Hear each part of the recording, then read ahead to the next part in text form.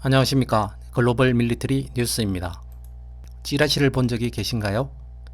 찌라시를 국어사전에서 찾아보면 주의, 주장이나 사물의 존재 가치 따위를 여러 사람에게 널리 전하거나 알리기 위하여 만든 종이 쪽지를 속되게 이르는 말이라고 정의되어 있습니다. 통상적으로 찌라시는 한 명의 개인이나 소수의 단체가 생성하는 것이 많은데, 우리가 일반적으로 접할 수 있는 찌라시라고 하면 연예인의 사생활에 대한 것들이 많습니다. 이러한 일반적인 찌라시와 달리 전쟁이나 정치에서 선전전의 도구로 이용되는 찌라시는 좀 더 정교한 경우가 많습니다.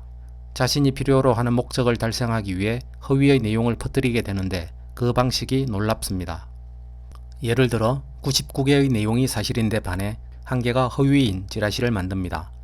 이 1개를 우리는 허위 정보라고 판단할 수 있을까요? 쉽지 않습니다.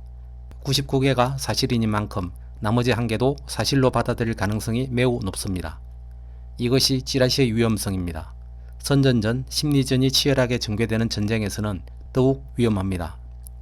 글로벌 밀리터리 뉴스가 정보의 출처로 삼는 텔레그램이나 트위터 등 각종 SNS와 하물며 방송사의 뉴스에서도 이러한 찌라시 정보가 인용될 수 있습니다. 찌라시가 더욱 정교해지기 때문에 찌라시 내용의 진위 여부 판단이 쉽지 않습니다. 어쨌든 우리는 러시아나 우크라이나 측이 발표하는 내용에 허위 정보가 포함될 수 있음을 감안하여야 합니다. 메인 내용 전달하겠습니다. 먼저 러시아군의 재정 지원을 받는 러시아 측 텔레그램의 우크라이나 전역에 대한 실시간 교전 상황을 확인한 후, 또 다른 텔레그램 채널이 전달하는 바흐무트 실시간 상황에 대해 추가 전달하겠습니다. 이어서 러시아 국방부의 공식 전황 브리핑을 알아본 다음 마지막으로 우크라이나의 중계 대공세의 공격 방향에 대해 알아보겠습니다. 먼저 우크라이나 실시간 교전 상황입니다. 4월 4일 우크라이나 실시간 교전 상황. 우크라이나군은 벨고로드 지역의 셰버킨스키 지구에 대한 공격을 계속합니다. 우크라이나군의 드론이 노바야 타볼장카 마을에 2개의 폭탄을 투하하였으나 사상자는 없었습니다. 스타로빌스크 방면에서 러시아군은 마키이우카 접근로와 발카 주브라카 지역의 우크라이나 군 방어선을 무너뜨리고 있습니다. 최근의 격렬한 전투의 결과로 우크라이나 군의 거점 몇 곳을 장악하게 되었습니다. 바흐무트 북쪽에서 바그너 PMC 부대는 공업지대의 영토를 완전히 해방하고 시골 지역 깊숙이 진격했습니다. 또한 바흐무트 원 기차역도 통제하에 있는 것으로 알려졌습니다. 바흐무트 중앙 지역에서는 전선이 점차 서쪽으로 이동하고 있습니다. 바그너 용병 그룹은 전진하는 동안 올렉산드라 시비르테버즈 거리와 메탈루흐 경기장의 진지를 구축하고 제11번 학교 건물을 점령했습니다. 남쪽에서는 러시아 전진 부대가 리즈드브 야나 거리와 아방가르드 경기장 근처에서 시가전을 벌이고 있습니다. 막대한 손실에도 불구하고 우크라이나 부대는 이 지역의 방어선을 계속 유지하고 있습니다. 우크라이나 포병이 도네츠크 집결지의 최전선 도시와 마을을 계속해서 공격하고 있습니다. 포격의 결과 도네츠크 채굴기술대학 건물이 손상되었고, 호리우카에서는 유치원이 타격을 받았습니다. 자포리자 방면에서는 오리키브 지역에 우크라이나군이 집결하고 있습니다. 공격부대 및 충원된 포병 연대가 전선 지역으로 이동하였습니다. 우크라이나 진영은 드니프르강의 왼쪽 강변에 포격을 계속하고 있습니다. 카크호브카, 고르노스테브카 및 소피유카 지역의 주민들과 민간 인프라가 피해를 입었습니다. 러시아의 지란투 이란제 샤헤드 136 무인 자폭 드론이 오데사 국제공항의 스콜리 비행장 근처의 목표물을 다시 공습했습니다. 잔약 및 군사장비 창고뿐만 아니라 우크라이나군의 드론이 조립되는 공장도 강타하였습니다. 이상입니다. 바로 이어서 또 다른 러시아 측 오신트의 텔레그램에 게시된 바흐무트 관련 내용을 알아보겠습니다. 예브게니 프리고진이 보고한 바와 같이 현재 적군은 바흐무트의 서부에 집중되어 있으며, 모든 행정적 중요 산업시설과 바흐무트 원 철도역이 바그너 부대의 통제하에 있습니다. 이제 러시아군은 중앙에서 서쪽 방향으로 전진하고 있습니다. 군인들은 시베르테즈바 거리에 진지를 구축하였으며 11번 학교를 점령했습니다. 아틀란틱 및 바흐무트 호텔 근처에서 싸우고 있습니다. 전투는 아방가르드 경기장 근처에서도 수행됩니다. 도시 서쪽에서는 포병이 보도노프카와 크로모보의 우크라이나 군을 공격하고 있습니다. 이상 바흐무트 실시간 상황이었습니다. 우크라이나 전역의 실시간 교전 상황과 비슷한 내용이었습니다. 둘을 종합하면 러시아군은 바흐무트시 행정 건물을 점령한 데 이어 서쪽으로 더 진군하고 있는 것으로 나타납니다.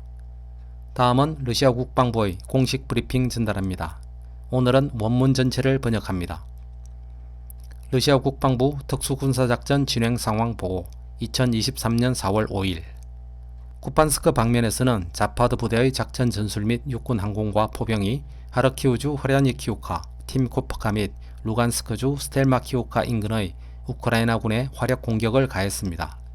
또한 이날 동안 5개의 우크라이나 사보타주 및 정찰 부대가 루간스크주 노보시오롭스코이, 로조브카, 아르테모브카와 하르키우주 마슈토프카 및 페르시트라브너보이 인근에서 임무 수행을 방해받았습니다. 하루 동안 이 지역에서 40명의 우크라이나 군인, 장갑 전투차량 2대, 픽업 트럭 2대가 제거되었습니다. 크라스니 리만 방면에서는 첸트르 그룹의 포병 및 다연장 로켓 시스템이 도네츠크주 세베르스크에서 우크라이나 군의 반격을 저지했으며 또한 루간스크주 넵스케와 체르보나 디보로바에 가까운 우크라이나 군 부대도 공격했습니다. 이 방면에서 80명의 우크라이나 군인, 장갑차 2대, 차량 2대, D-30 곡사포 한 문이 파괴되었습니다. 도네츠크 방면에서는 유거 그룹의 작전 전술 항공 및 포병 부대는 지난 24시간 동안 2대의 장갑 호송 차량, 1대의 전차, 4대의 장갑차, 2대의 차량 및 한 문의 D-30 곡사포를 제거하였습니다. 이 방면에서 하루 동안 우크라이나군은 최대 410명의 병력 및 용병을 잃었습니다. 남부 도네츠크와 자포리자 방면에서는 보스토크 그룹의 항공 및 포병이 도네츠크주 나이콜스코이 및 노보폴 인근의 우크라이나군에 화력 피해를 입혔습니다. 또한 하루 동안 블라디미르브카, 미르노이, 나이콜스코이 근처에서 3개의 우크라이나 사보타주 및 정찰 그룹의 활동이 실패했습니다. 이 방면에서 우크라이나군은 도네츠크주 노보미하일리우카와 자포리자주 훌리아이폴 근처에서 최대 30명의 우크라이나군, 장갑차 1대, 픽업 트럭 2대, 탄약고 2곳을 잃었습니다. 헤르손 방면에서는 지난 24시간 동안 20명의 우크라이나군, 차량 2대, 아카시아 자주포 한 문이 파괴되었습니다. 러시아군의 작전 전술 및 육군 항공, 미사일 부대 및 포병은 하루 동안 89개의 우크라이나 포병 부대와 112개 지역의 병력 및 군사 장비를 공격했습니다. 우크라이나군 제110기계화 여단과 제95 공중강섬재단의 지휘 관측소가 도네츠크주 라스토츠키노와 노보미하일리우카 지역에서 공격을 받았습니다. 러시아 항공우주군의 전투기가 도네츠크주 실리도보 인근에서 우크라이나 공군의 미그-29 한 대를 격추했습니다. 방공시설은 하루 동안 13발의 하이마스 로켓과 1개의 함 대레이더 미사일을 격추했습니다.